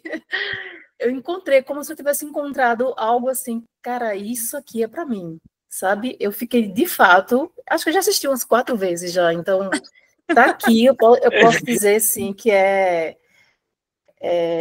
nossa, está sendo muito bom, e essa experiência de hoje, acho que só me mostrou que eu estou no lugar certo. Nossa, fiquei até emocionada agora, que coisa linda. A gente fica muito feliz, porque aqui, na verdade, todos nós, né, inclusive eu e o Airan, apesar da gente ministrar, nós somos todos arquétipos anônimos, né? Todos nós aqui estamos tentando entender quais os preenchimentos que tem dentro da nossa psique, quais preenchimentos, quais significações que existem. Então, esse nome, apesar de ser uma brincadeira, é justamente por isso, por essas formas que a gente segue e que a gente ainda não soube nomear. A gente não conseguiu entender ainda em completude, mas a gente está em processo disso juntos. Então, muito obrigada, Fernanda. Gostei muito de tu aqui.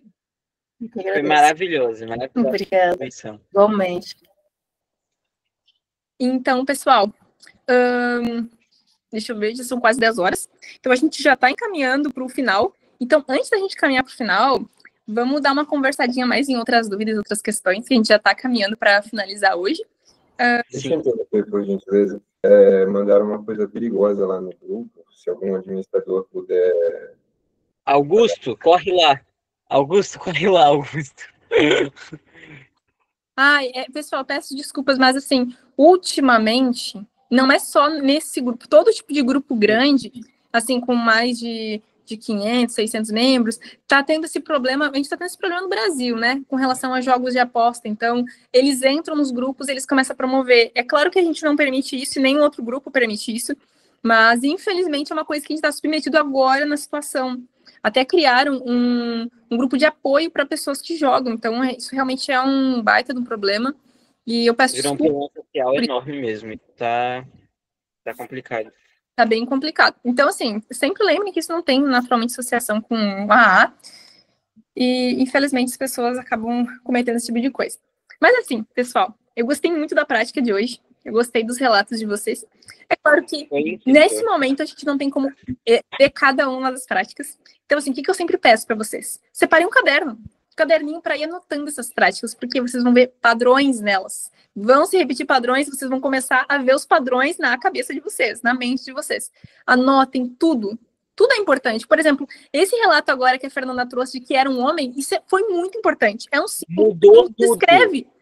Então, assim, descrevam, anotem. Depois a gente faz mais práticas.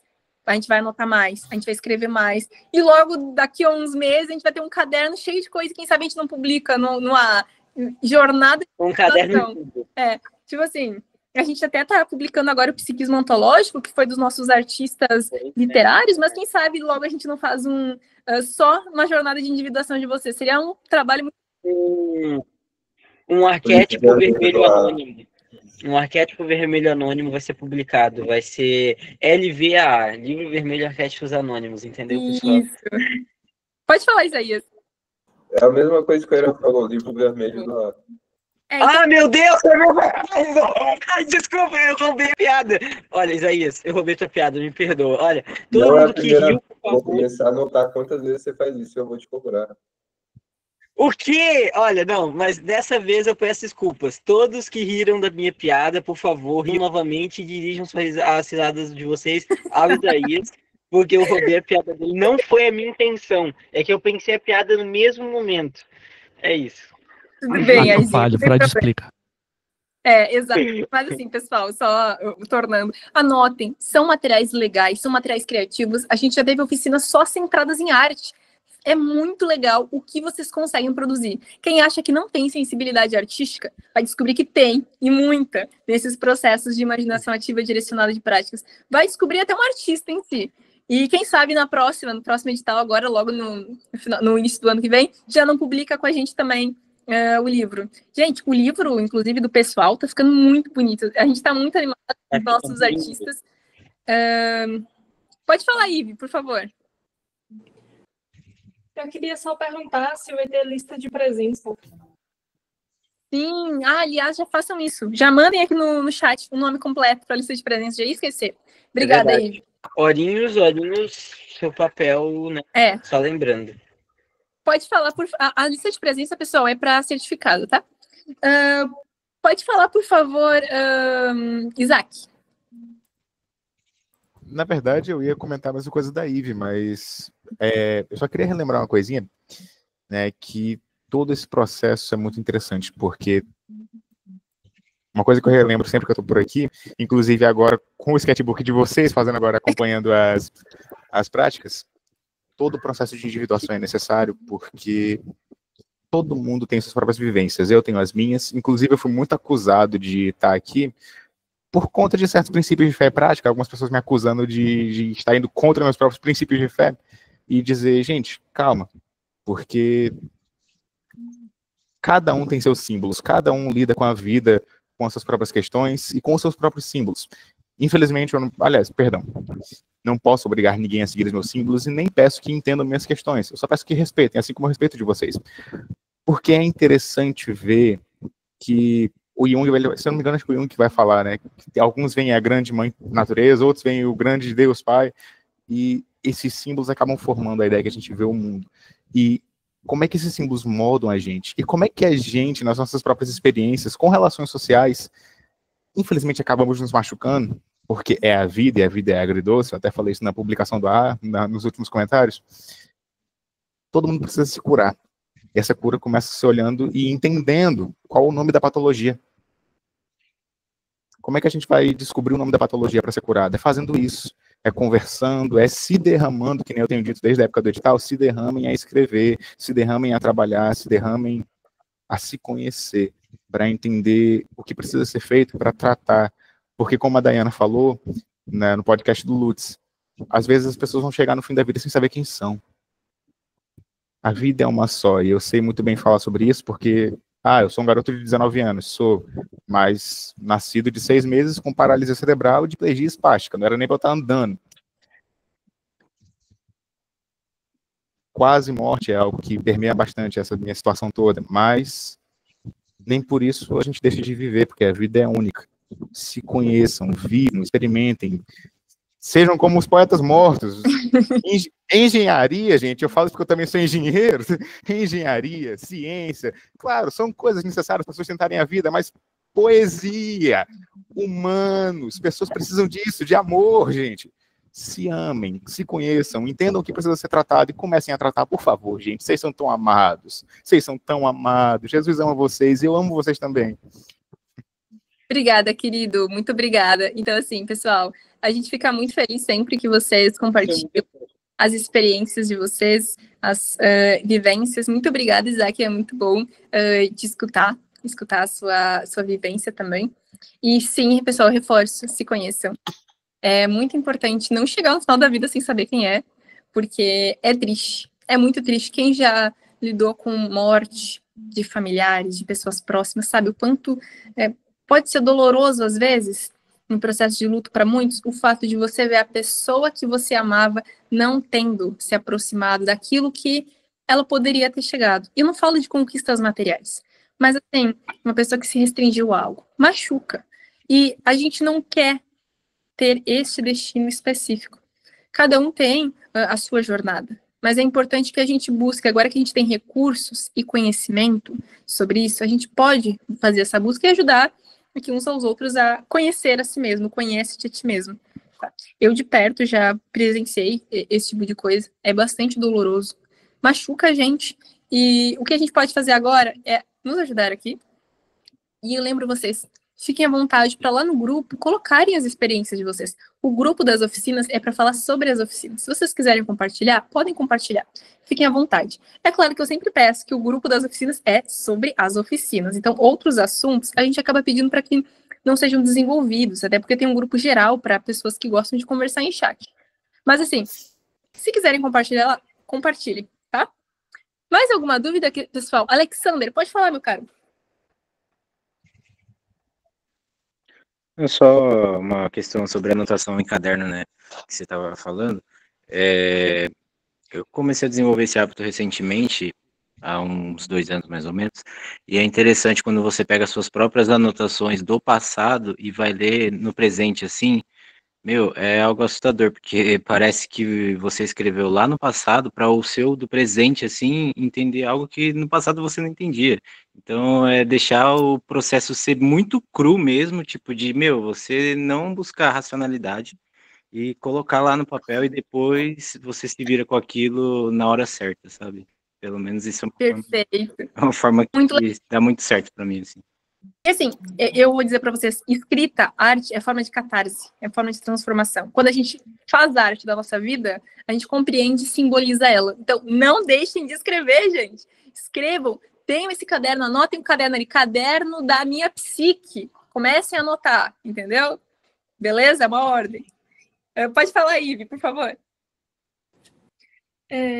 Depois dessa fala, vai ser bem rapidinho, eu prometo. Mas depois dessa fala de Isaac aí, eu queria falar sobre uma experiência minha pessoal na psicologia, com a psicologia analítica.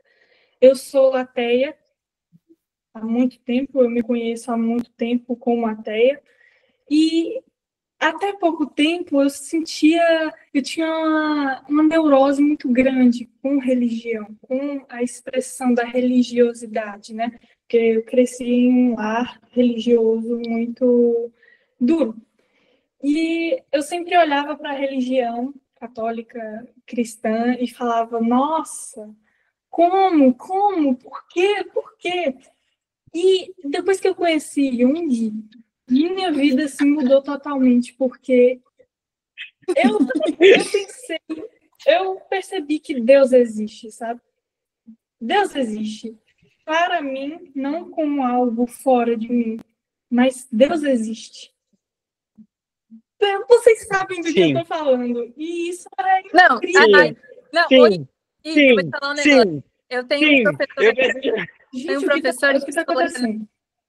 Não, assim, é que eu e o Airan, a gente sabe, tem um professor de psicologia analítica que a gente gosta muito, o professor Márcio, que foi meu professor, ele falava o seguinte, o selfie é Deus, ele enlouquecia e dizia... Não, pera, nós precisamos interpretar ele. Ele olhou para os alunos, olhou para toda a sua turma e disse, você pode se perguntar, o selfie é Deus? Ele olhou com essa grande indagação que com certeza todos nós estávamos nos questionando.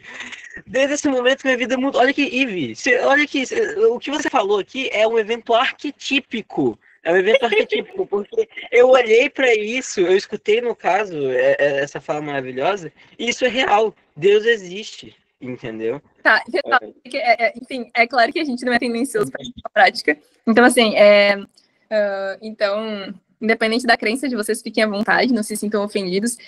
Fiquem à vontade a crença de vocês também, porque, assim, isso faz parte da jornada de vocês. Não tem como impedir que a gente tenha as nossas próprias experiências. E eu espero que todos tenham maturidade para, apesar de crenças diferentes, respeitarem umas às outras, tudo bem? Então, isso aí. Crença diferente também não crença, todo mundo se respeitando, isso é importante, a ausência de crença, né? Dentro disso, podem compartilhar, faz parte. Não tem como dissociar o sujeito de suas crenças. Então, só respeitem os outros, né, gente? Mas, assim, foi muito engraçado esse professor mesmo, porque ele estava explicando sobre o selfie e ninguém perguntou, o assunto nem era Deus. E ele olhou imponente. E vocês vão se perguntar, o selfie é Deus? Mas deixa eu falar. Nada. Se você olhar de uma perspectiva, sim. Se você olhar por outra, ele começar a explicar, aquilo vai estar incrível. Olha, essa linha de diálogo mudou a minha vida. Essas são as únicas palavras que eu posso trago a experiência do meu professor também, que ele estava fazendo uma live em que ele falava, ele era espírita, E nessa live era no centro espírita dele, que ele criou. E no meio da live, ele falava sobre a existência de Deus, sobre a gente buscar Deus, né? Aí ele parou no meio da live, assim, olhou para cima e falou: gente, eu queria anunciar a minha saída do centro espírita, porque eu não entendo mais Deus. Deus não faz mais sentido para mim. E eu preciso entender Deus dentro de mim. Ele saiu do centro espírita que ele criou. O ser humano é muito complexo, gente. É por isso que a psicologia analítica se recusa a estudar os fenômenos independentes para ver esse tipo de coisa que acontece. Por exemplo, por que essa pessoa fez isso, entende? Então, assim, é muito interessante e, às vezes, cômico. A psique é sempre bastante cômica a partir de várias perspectivas. São fascinantes mesmo, Ive. E agora, pessoal, para a gente ir finalizando, primeiramente eu quero agradecer a todos vocês pela participação aqui, por estarem aqui, já são 10h11. Então, se tiver mais alguma dúvida, eu peço que não sejam demorados para que a gente consiga finalizar, para a gente cumprir o horário. E você sabe que a gente demora muito tempo para responder as coisas, né? A gente fica eternamente falando. Então, poupem a si dessa questão. Se tiverem mais alguma dúvida, Karina, por favor, pode falar. O conteúdo do inconsciente são os arquétipos e a psique vai usar os símbolos para trazer esse conteúdo à consciência. E, por exemplo, a sombra é parte do inconsciente, portanto, a sombra também seria formada por arquétipos. E aí, quando a gente utiliza o símbolo, por exemplo, o menino usou o símbolo da mariposa e o outro usou da florzinha. Quando a gente usa esses símbolos, é como se a gente estivesse pegando esse conteúdo da sombra e trazendo ele para a consciência, e o ato de trazer esse conteúdo para a consciência utilizando os símbolos é como se a gente estivesse dando luz para esse conteúdo. Muito bom, na verdade, a tua colocação, teu raciocínio, Karina, muito pensadora, ótimo, adorei. Mas assim, deixa eu te falar, Karina, quase isso. Tá. Então, pensa que o arquétipo ele não está só no inconsciente, ele pertence à consciência também. Só que existe um elemento importante que, para a psicologia analítica, o inconsciente precede, ele vem antes da consciência. Então, no final das contas, a consciência é um fenômeno do inconsciente. De certa forma, sim, o inconsciente é constituído de arquétipos, tal como produto do inconsciente, a consciência também é constituída de arquétipos. Os arquétipos, eles são as formas. O ego, que está na consciência, é um arquétipo, é uma forma. Uma forma que não quer dizer que muita gente fica, mas eu são todos iguais. Não. Quer dizer que existe um movimento, uma tendência a algo ali, preenchida através das experiências daquela pessoa. E quando a gente ilumina, assim, quando a gente pega e compreende certos conteúdos associados a um arquétipo do inconsciente, a gente está dando luz, sim. A gente está dando luz a uma sombra. E esse é o processo de individuação, é dar luz a essa sombra que está ali.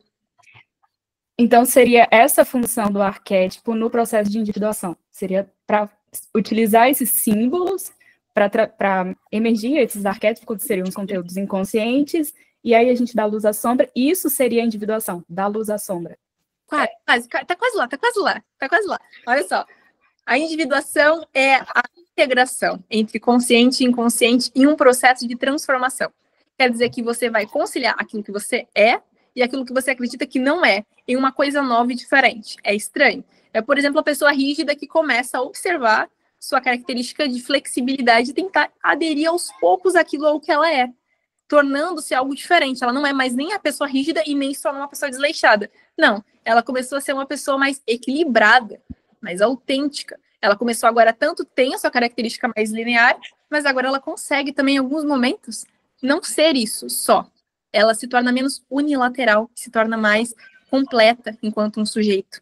Porque é isso que a consciência faz. Ela divide. Ela divide o que é. Eu sou isso, eu não posso ser aquilo. E o não posso ser aquilo gera muito sofrimento. Outra dúvida, muito rápida.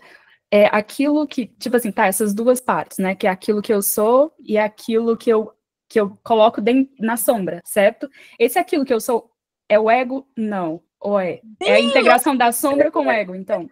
Exatamente. Então, assim, pensa que a consciência, o centro da consciência é o ego. Então, o centro da consciência desse fenômeno que é acessível a nós é o ego. E ele carrega o senso de identidade, que a gente acredita ser. E ele é o responsável pela neurose, por aquilo que reprime continuamente o que nós não podemos ser, para diferenciação. Tá? Então, a diferenciação é justamente esse processo ao decorrer do crescimento, que a gente precisou ser uma coisa e não outra. E isso gera um sujeito neurótico. Você vai ver muitas pessoas, por exemplo, extremamente artísticas, mas que não conseguem permanecer em um emprego e vão morar na rua. O que faltou aí, será? Às vezes a pessoa não conseguia tolerar nem por um segundo o externo, o que está fora. Não conseguia tolerar. Não conseguia olhar para a própria sombra e integrar isso num processo de transformação. Isso acontece em várias formas. Essa unilateralidade, vocês vão observar nas pessoas. As pessoas sendo unilaterais. As pessoas se perdendo na própria neurose e sendo só aquilo. Sou artista, tá? Não posso trabalhar ali, não posso fazer um negócio ali, não. Daqui a pouco tá morando na rua. Não tô generalizando, gente, tá? Eu só dei um exemplo hipotético. O perigo dessa frase. Mas, enfim, Karina, para mais perguntas como essa, a próxima reunião, eu espero, né, se der para falar tudo direitinho, vai ser muito focada nisso. Então, segura um pouco dessas dúvidas. Se algo ainda não tiver ficado completamente entendido, provavelmente na próxima reunião vai ficar um pouco mais, mesmo que ainda não fique completamente. E outra coisa, para quem ainda tem dúvidas, para quem não assistiu outras reuniões, vão no nosso Drive, pessoal. Lá já tem muito conteúdo legal, nós já temos muitas reuniões que nós temos o upload lá. Quem tiver tempo, quem conseguir, vá assistir, dê uma olhada, que muita coisa que às vezes aqui não está clara já foi explicada em outros momentos, de outras formas. Tanto eu quanto a Dayana, a gente já fez várias explicações diferentes ao decorrer dessas reuniões, meu Deus. Muitas formas diferentes de olhar para uma mesma coisa. Então aproveitem a oportunidade e vão lá ver, quem puder, quem tiver tempo. É realmente muito legal. Falando que é artista e aprendeu a capitalizar a arte. Esse é um exemplo. O quanto o artista sofre, por exemplo. Muitos artistas sofrem. Não posso dar preço à minha arte. E entra um problema muito grande da subjetividade contra a objetividade. Dar preço, dar rótulo a uma coisa que é subjetiva. Será que não pode coexistir o subjetivo e o objetivo? É isso que Jung propõe. Uma busca por uma conciliação que seja mais equilibrada, para uma vida mais equilibrada, menos neurótica. Pessoal, muito obrigada a todos que ficaram até aqui. Eu sei que pode ter mais dúvidas, mas que nem o Aya falou, confira o nosso Drive, tem mais 2 reuniões anteriores só sobre individuação, gravadas, e tem a dos sonhos, tem dos tipos psicológicos, tem outras reuniões gravadas no nosso Drive, tem slides, tem PDFs, tem livros lá, deem uma olhadinha, relatem as experiências de vocês no grupo se quiserem, fiquem bem à vontade, tá? Lembrem-se que esse ambiente é pra gente, tá bom? Muito obrigado pelo serviço de vocês. Tchau, pessoal. Boa noite. Muito obrigado, boa noite. Tchau, boa noite. Beijo boa pra noite. vocês. Valeu, Obrigado, gente. viu? Boa noite. Boa noite, pessoal. Boa noite.